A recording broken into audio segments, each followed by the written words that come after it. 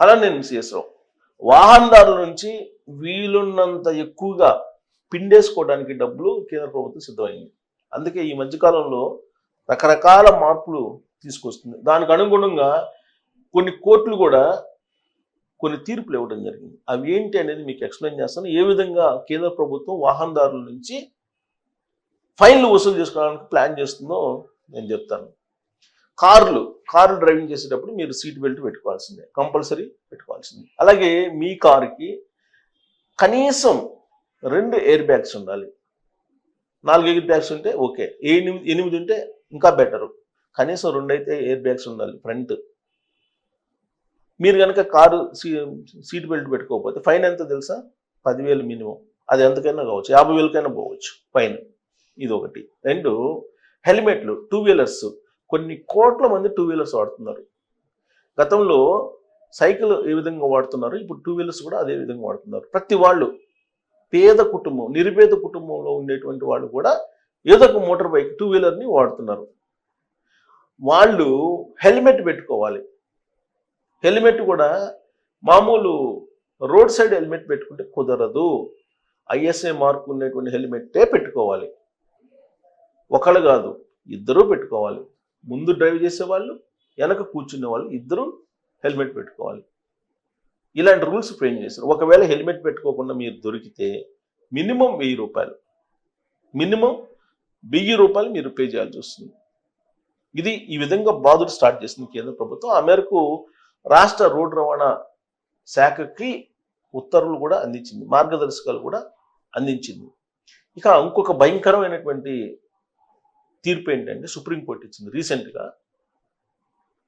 మీరు జనరల్గా వాహనాలకి ఇన్సూరెన్స్ కడతారు కదా, ఇన్సూరెన్స్ కట్టకపోతే ఇమీడియట్గా పోలీసులు లేకపోతే రవాణా శాఖ అధికారులు పట్టుకొని సీజ్ చేస్తారు, వెహికల్ పట్టుకొని ఫైన్ వేస్తారు.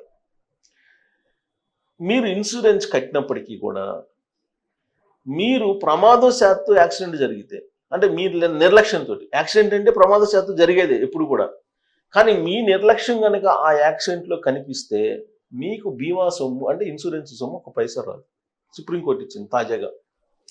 దీంతో ఇన్సూరెన్స్ కంపెనీలు డబ్బులు అయితే కట్టించుకుంటాయి, కానీ మీకు ఇన్సూరెన్స్ ఇవ్వడానికి రకరకాల కొర్రీలు 1,00,000 పెడతారు.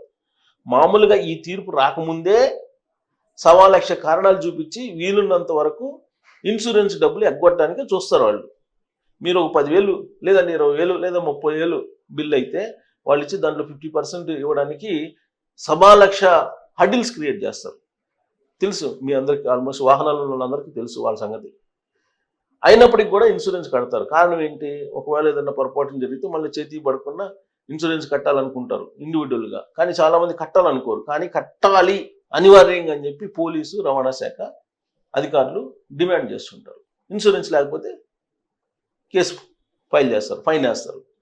పొల్యూషన్ సర్టిఫికేట్ లేకపోతే ఫైన్ వేస్తారు. పేపర్స్, లైసెన్స్ లేకపోయినా సరే, లైసెన్స్ లేకపోతే ఎలాగో ఫైన్ వేయాలి, వేస్తారు.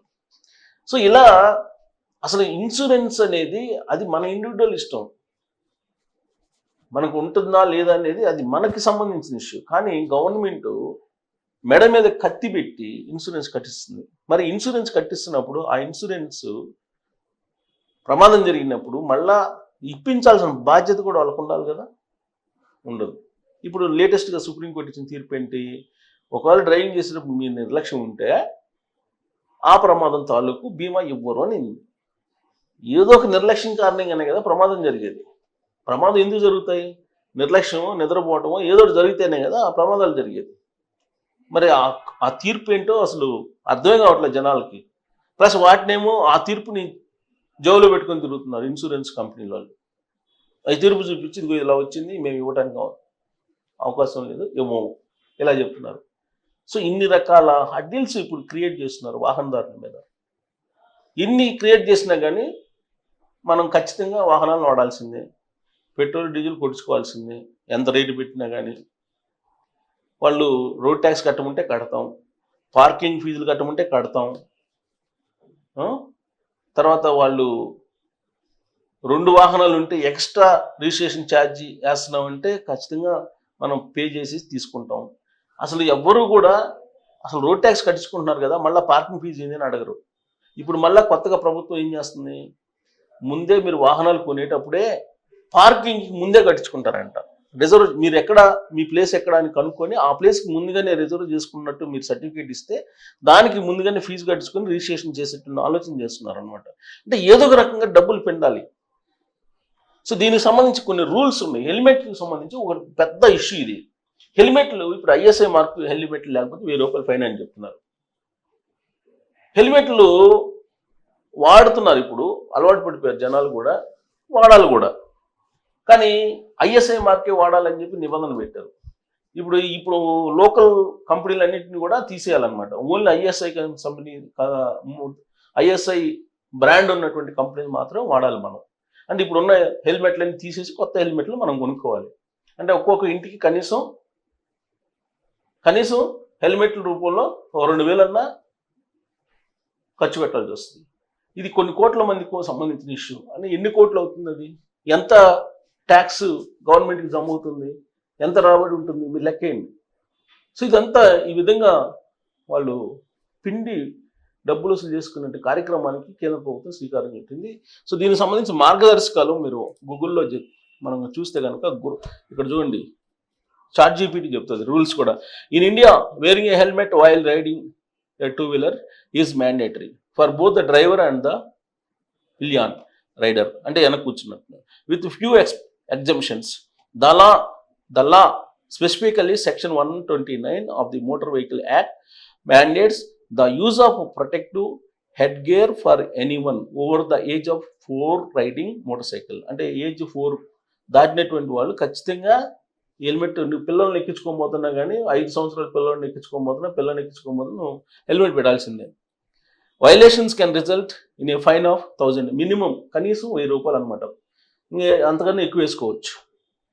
Suspension of the driving licence for 3 months, ₹1000 fine, లేదంటే 3 నెలలు లైసెన్స్ రద్దు చేస్తాం.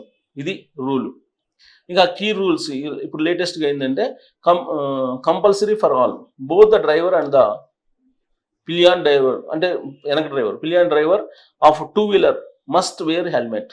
వెనక ముందు ఇద్దరు కూర్చుని ఖచ్చితంగా పెట్టుకోవాలి. Age restriction, the rule applies to individuals aged 4 years and above, 4 అంతకన్నా పైన. ISI mark, helmets must have the ISI mark. So ISI mark ఉండాల్సిందే, ఖచ్చితంగా ఉండాల్సిందే హెల్మెట్లకి. Indicating they meet safety standards అని చెప్పి వాళ్ళు చెప్తూ మస్ట్ అంటున్నారు. Stops, helmets must be securely fastened with sharps material and shapes. The helmet should be made of durable materials and have a shape that offers maximum protection. So material ఏది వాడాలి, shape ఏంటి అనేది కూడా నిర్ధారించారు. ఆ shape, ఆ material ఉండేటువంటి వాటినే వాడాలి. So exemptions, Sikh individuals wearing a turban while riding are exempt for the wearing of helmet. So సిక్కులు తలపాగా చుట్టుకుంటారు కాబట్టి వాళ్ళకి ఎగ్జంప్షన్ ఇచ్చారు హెల్మెట్ నుంచి. Penalties for non compliance, fine. A fine of 1000 is imposed for not wearing helmet, helmet ధరించకపోతే ₹1000 ఖచ్చితంగా. Licence suspension, the driving licence can be suspended for 3 months. Additional information ఏంటంటే helmet thickness and weight. Helmet should have a minimum thickness 20 to 25 mm. Helmet అనేది 20 to 25 mm ఉండాలంట మందం. And wait అంటే బరువు కనీసం 1 kg 200 grams ఉండాలంట, 1 kg 200 grams. ఇక manufacturer responsibility, 2-wheeler manufacturer are required to provide 2 ISI marked helmets, one for the rider and the one for the passenger at the time of purchase. ఇది pending. చూసారా, ఇది important. మీరు 2-wheeler కొనుక్కుని registration అప్పుడు అంటే షోరూంలోనే మీరు 2 హెల్మెట్లు కొనాలి ఐఎస్ఐ. బండితో పాటు మీరు 2 ఐఎస్ఐ హెల్మెట్లు కొనాలని రూల్ పెట్టారు. ఇది ఇంపార్టెంట్. ఎలా దోచుకుంటున్నారు అనేదానికి government. Enforcement authorities conduct special drives for enforce helmet rules. అది చూసారా, ఇది ఎంత డేంజర్ అంటే ఇప్పుడు ఎంత పకడ్బందీగా వసూలు చేసుకుంటున్నారంటే మీరు వెహికల్ కొనేటప్పుడే 2 ఐఎస్ఐ మార్క్ ఉన్నటువంటి ఐఎస్ఐ స్టాండర్డ్ ఉన్నటువంటి 2 హెల్మెట్లు మీరు ఖచ్చితంగా కొనాల్సిందే. సో కాబట్టి కనీసం ₹2000 బ్యాండ్ అందరికీ. Brand ban. ఇవి న్యూ రూల్స్. సో దీని మీద మీరు కామెంట్ చేయొచ్చు. Thank you.